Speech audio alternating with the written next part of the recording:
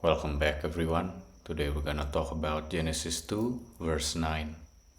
And out of the ground Yahweh Elohim caused to grow every tree that is pleasant to the sight and good for food, the tree of life also in the midst of the garden, and the tree of the knowledge of good and evil.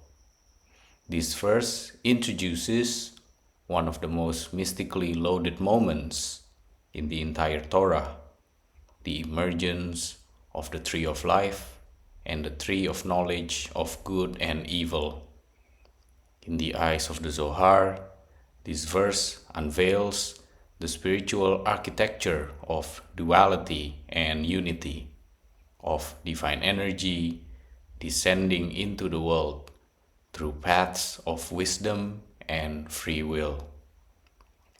These trees are not merely vegetation, they are spiritual interfaces, symbolic of the entire structure of reality and the human soul's path toward or away from union with the divine.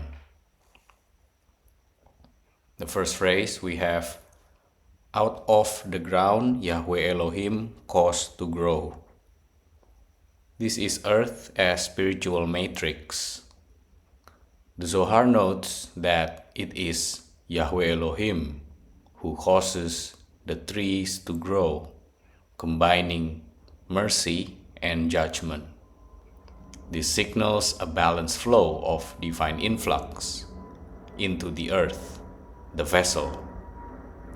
The ground here refers to the Shekinah, the divine feminine, receiving and manifesting divine light in forms that the soul can engage with. Creation is no longer inert, it is now a landscape of choice, where spiritual archetypes take visible form. The next phrase we have, every tree pleasant to the sight and good for food. This is dual nourishment. The Zohar teaches that these trees offer two kinds of nourishment.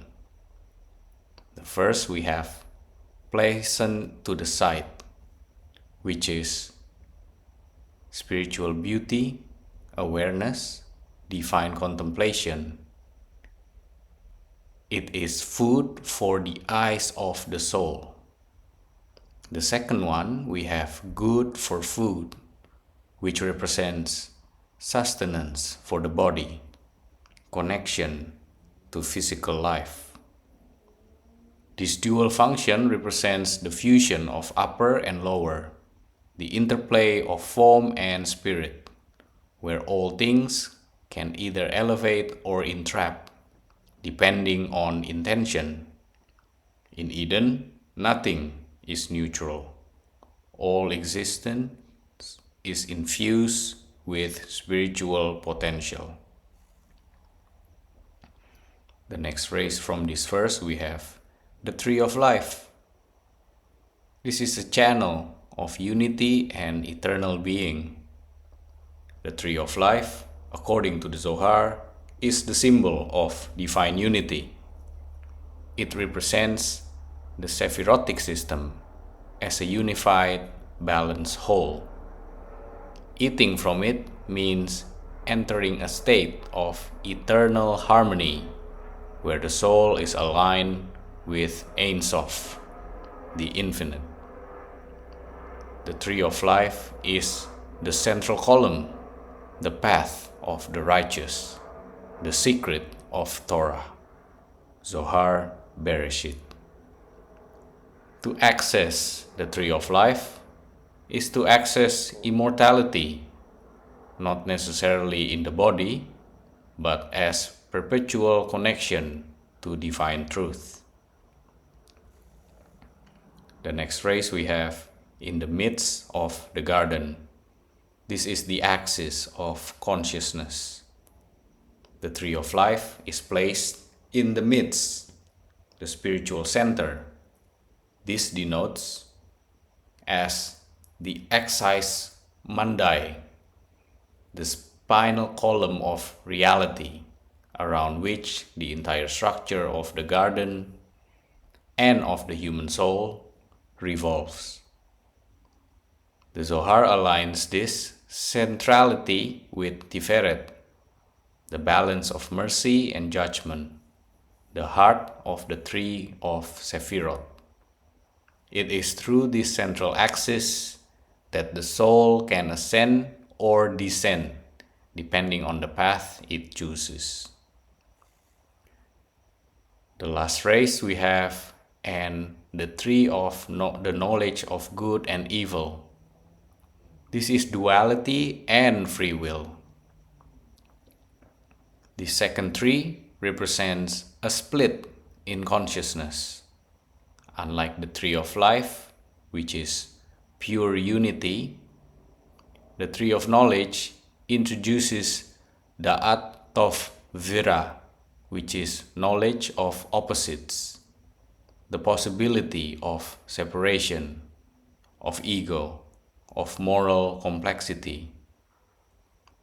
The Zohar says these three corresponds to Da'at, but in a divided and unstable form, a place where judgment becomes dominant. Eating from this tree does not give evil. It gives the consciousness of fragmentation, of good versus evil, which opens the door to exile from unity. This tree is the root of exile, the place where judgment overcomes mercy. So the Zoharic warning is the trees are within you. The Zohar radically internalizes this. These trees are not out there, they are within the human soul. Every moment you are standing in the garden. Will you align with the tree of life, which is Torah, balance, and self-nullification to the divine? Or will you choose the tree of knowledge, which empowers ego and duality? The true test of Eden is not ancient, it is ever present.